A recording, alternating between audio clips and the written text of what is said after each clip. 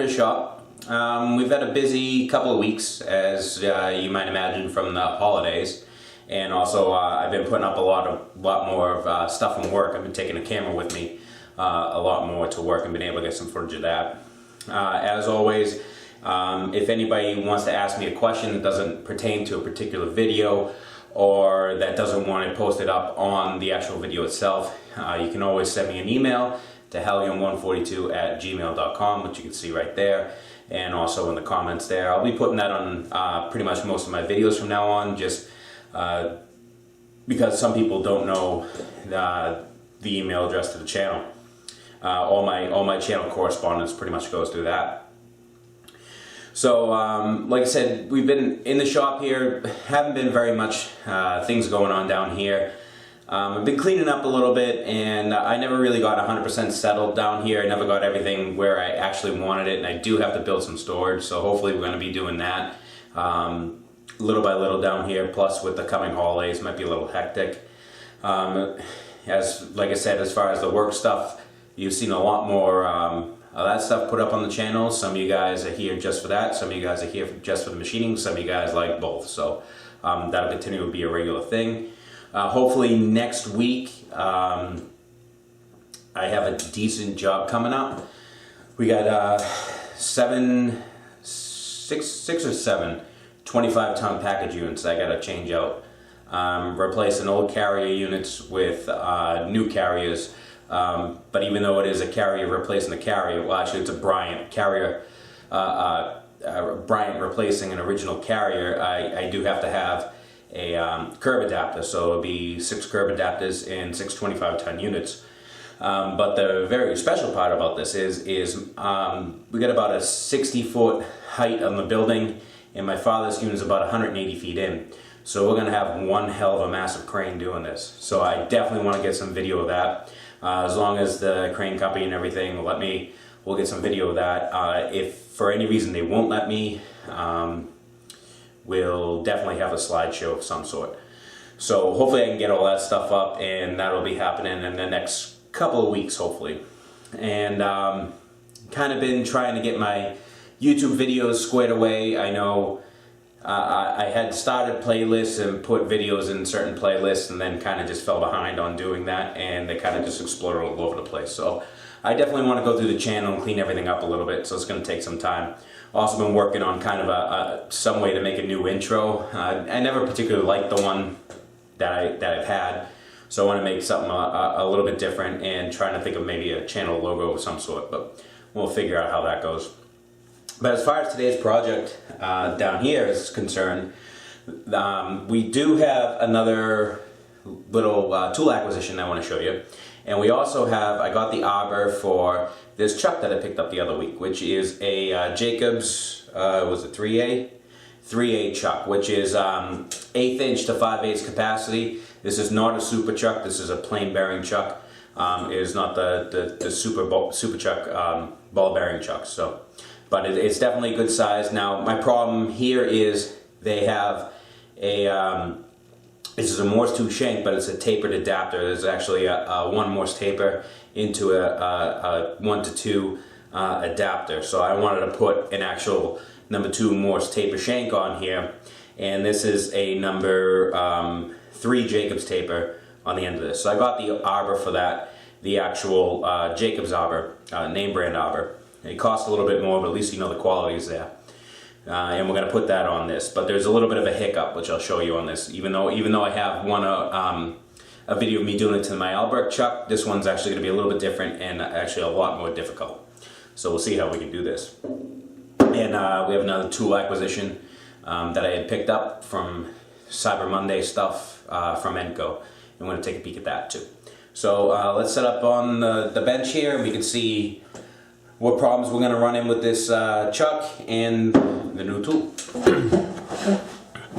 Okay, so we just have one new tool acquisition here, and actually I probably would have never even thought of these and never even given them a second thought if it weren't for Adam Booth and Tom Lipton. And so to them I have to say, I've joined the Noga Club. So Enco had the Cyber Monday sale, 20% off and free shipping, so couldn't pass that up. And we picked up a Noga indicator holder. Now these are the ones that Adam and Tom raved about, so I figured what the hell, we'll give her a shot and see how it goes. So this is how it comes. Now this is the number DG10533, and there are all different sizes that they have. And these are the single arm ones that you see them use. And here's what you get. Now you have the normal on-off magnet there, and but in the gripper here will hold a 3/8 stud and a dovetail. So you can use, say, your regular plunger indicator on here, and you can also use your dial test indicators that have a dovetail on here. And usually those will have some sort of adapter that will adapt the dovetail to a stud of some sort. So now the cool thing about these, and this one is the one with the fine adjustment on the base. There's other models that have the fine adjustment up here on the handle. The cool thing about this is, as you can see, you can rotate this thing around everywhere, including the head. And the way you lock it is just with one twist of the knob. And there you go. I mean, I'm pushing a lot of pressure on there, and I'm actually moving the hinge on the fine adjustment. And then you have your fine adjustment here. Actually, I don't know if you can kind of see here. Here's your fine adjustment. I don't know if you can see that moving there or not, but that'll give you a fine adjustment once you get it locked down. Now these are a hell of a lot easier, especially on the smaller lathes, to use than this style that I've had. And this is a name brand one. This is a Fowler, made in Japan. These Nogas here are made in Israel. And you know, you've all seen these where you have one knob that adjusts one rod, and this will adjust your holder. And you know, you move them all around. This one also has the fine adjust as this little spring guy, and you know, that's your fine adjust there. Starrett also makes a version of this that has the smaller snugs on it, which I do like. I was actually wanted to buy one of those at one point, but since you know, Adam and Tom had raved about these, I decided to go ahead and pick one up. And just by playing with this a little bit on the lathe, it's super easy to get in there. And like I said, especially on a smaller lathe where it's kind of hard, where this rod here is super big for the 9-inch lathe. It's kind of hard to get the right angle between everything to get this thing in there. You can clamp this to the V and kind of try to swing this around to get it to where you want without bumping into anything or the chuck. But this thing here, you can literally mount a mile away, undo it, and just you know, you got to find the notch and then just swing her right into place, tighten it down in pretty much any kind of configuration you want. So definitely an upgrade, and definitely worth it in my opinion. Now they do have a ton of other kinds here. This is the book that came with it. They have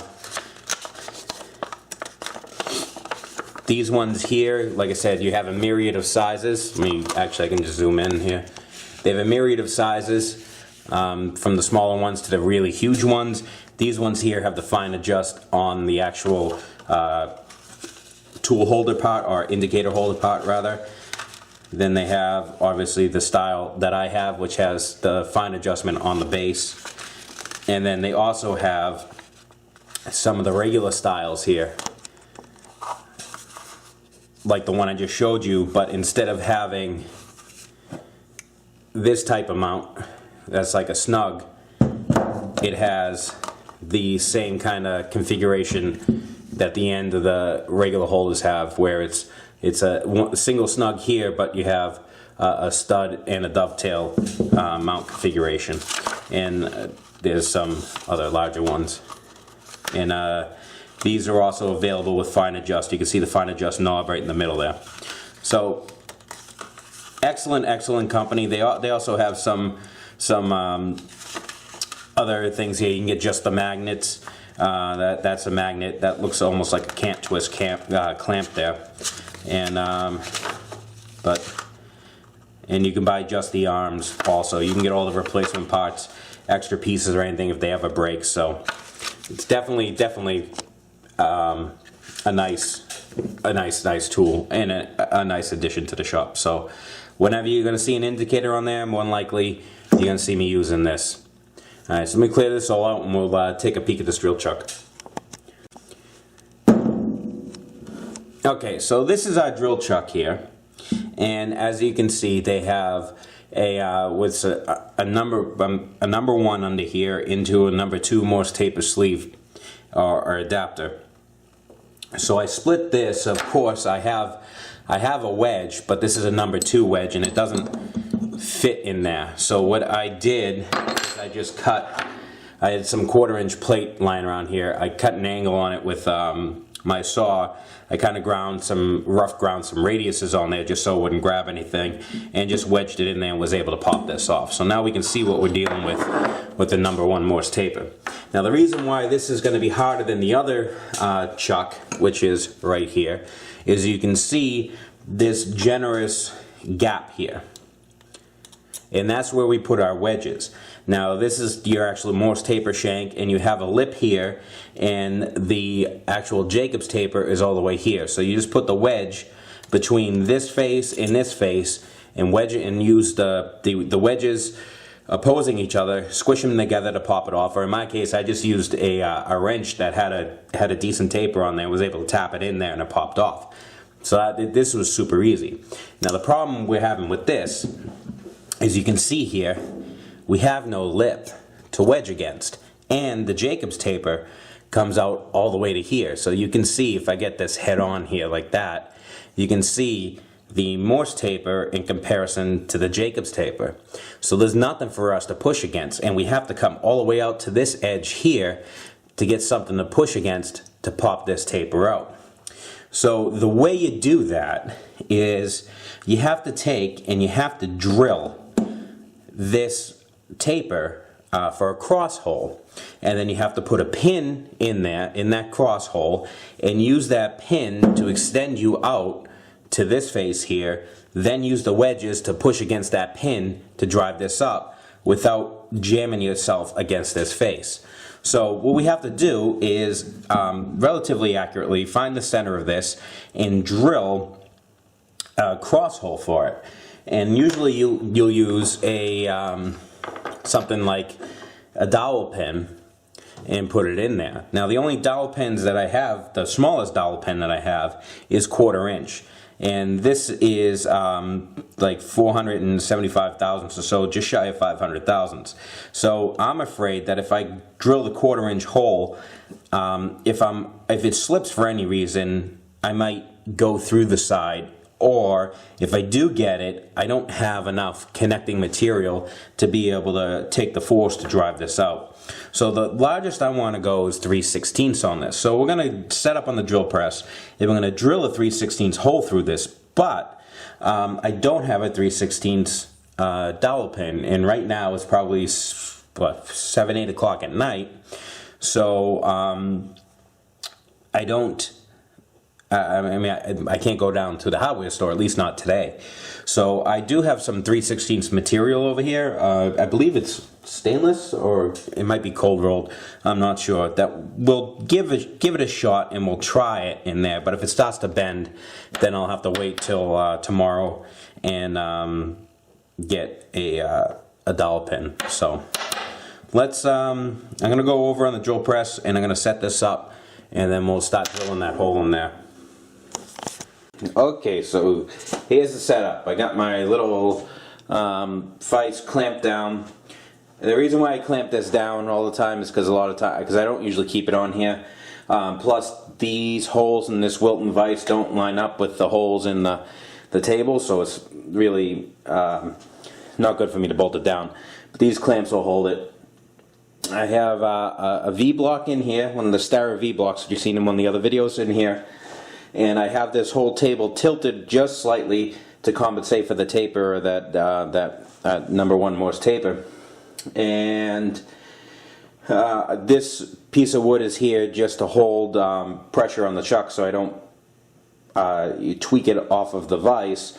The actual machinist jack that I have is too tall to fit underneath there to hold it. So this piece of wood fits perfectly under there, and that's holding plenty of pressure. So I have a long center drill in here. We're just going to center drill and make sure that we're in the center. And then we're going to take an 1/8 inch drill bit first, and we're going to go through it. This is a, I don't know how hard this is, but judging by the fact that I was able to put a mark in it using this hardened screw on the V-block, it's probably pretty soft, but just in case, I do have some cobalt drills, and that's what we're going to be using. So I'm going to go in with the 1/8 inch first, and then I'll go in with the 3/16.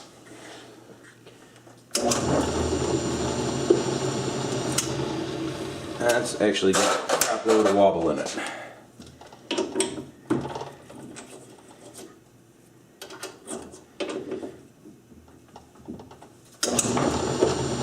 That's better.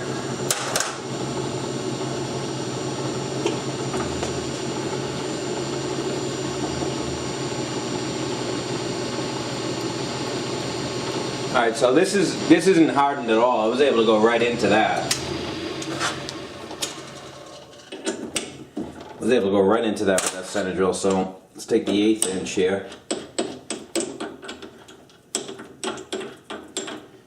And see if we can get this in there and down. Hopefully we have enough of a throw in here, which we should. Yeah, we do. Okay. Okay, here goes nothing.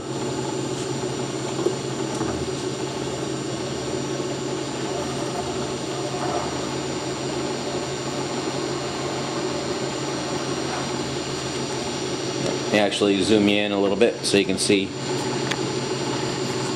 a little bit better.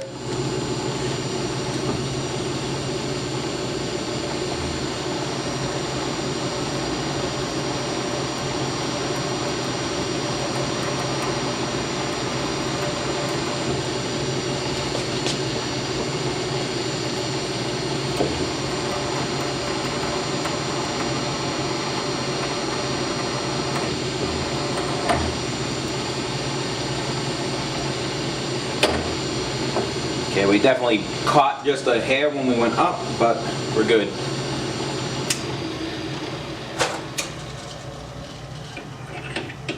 And go get the other drill.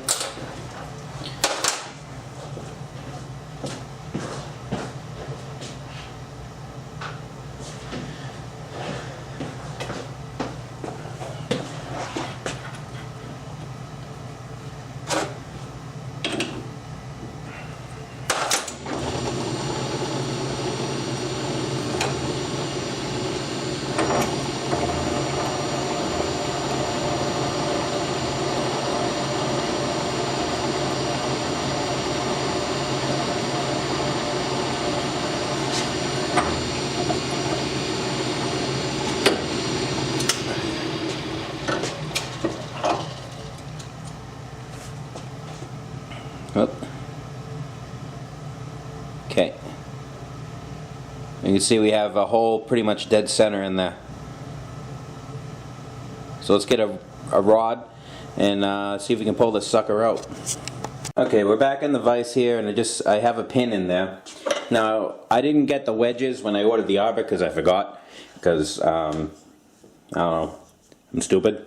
But what I do have is an adjustable, and the taper of this fits nice in there, so I can adjust it for the width of that Jacob's taper, which I'll do right now. And theory goes, I should be able to tap the top of this, and it should act just like those wedges.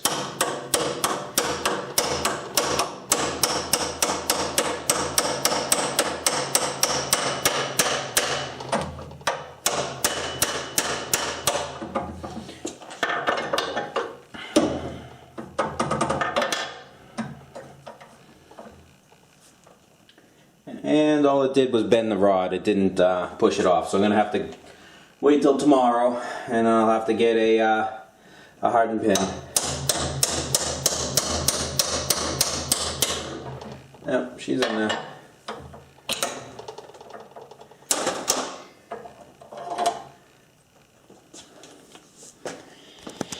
Okay, so it's the next day, and I went to the hardware store, and I picked up a 3/16 dowel pin. So that fits in there, and we're gonna use. I've had this whole chuck soaking in WD-40 overnight. Not necessarily to, I highly doubt it's actually going to loosen up the Jacob's taper at all, but just to kind of degrime it. WD-40 works pretty good as a degreaser. It kind of emulsifies all the caked on grease and nasties. So there were some hard spots in this, but now, as you can see, it spins nice. It still needs a little bit of a once over on the cleanup, and the throat in here needs to be cleaned out with a little bristle brush. But other than that, I mean, you can see we open and close nice. So we're going to try our wrench again on this. Again, if you have the Jacob's taper, removal wedges, obviously that'll be ideal, but I don't have a set, so we'll give this a shot.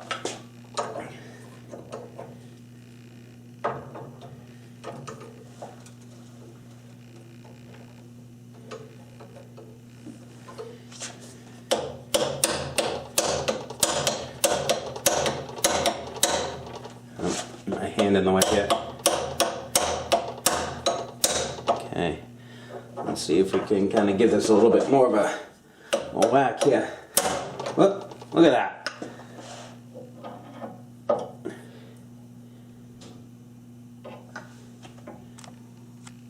There she goes. Came right off of there.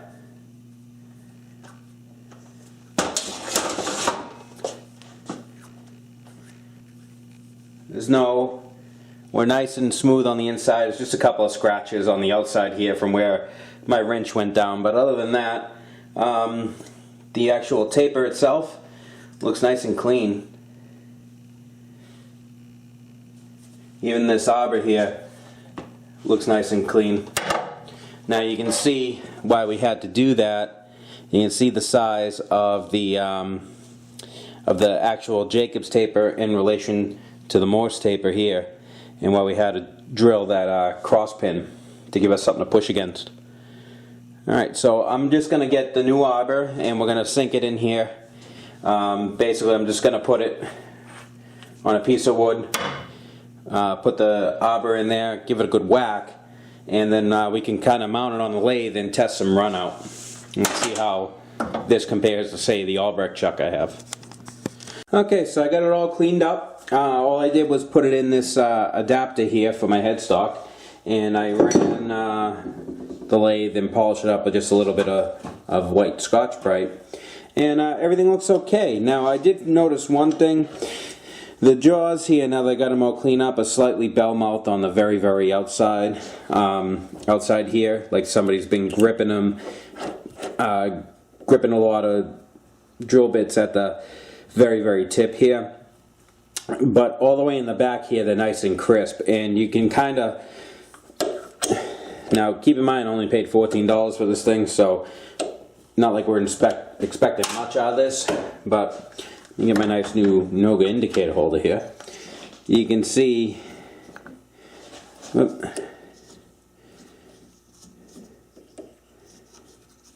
out here on the outside, I got a ton of run out. Now that's only in about maybe a quarter of an inch or so, but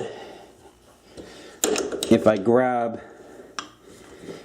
this dowel pin pretty far in there,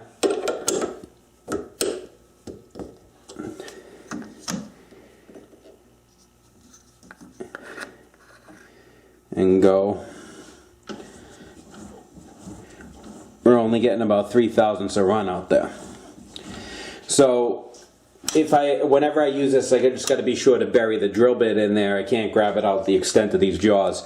I really didn't get this chuck for everyday use. I have the Albrecht chuck, which is actually pretty accurate.